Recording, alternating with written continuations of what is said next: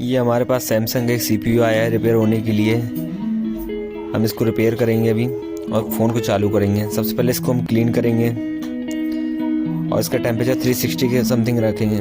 फिर इसको रिवॉल्व करेंगे हम एक्सटेंसर से और फिर CPU को हम लगाएंगे आराम से, साइड देख के, क्या साइड उसकी उल्टी ना हो जाए। फिर इसमें हल्का सा हम पेस्ट डालेंगे थोड़ा सा और फिर CPU को उठा के सही से रखेंगे हम इसको।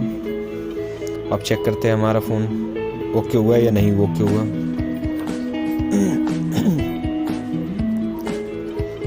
और ये हम फिंगर लगाने के बाद में हम इसको चार्जिंग पे चेक कर रहे हैं, वोल्टेज इसके आया नहीं आया। और ये हमारा फ़ोन में चार्जिंग सिंबल आ गया है। अब देखते हैं ये फ़ोन हमारा क्या सिंबल आता है इसमें।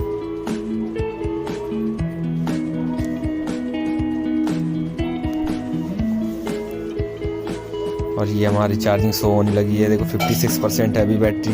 अब हम इसको ऑन करेंगे और देखते हैं पूरा ऑन होता है हमारा फ़ोन या अभी भी लोगो पे स्टक होता है या क्या होता है इसमें। और ये सैमसंग है, लो हमारा पूरा फ़ोन सक्सेसफुली ऑन हो गया।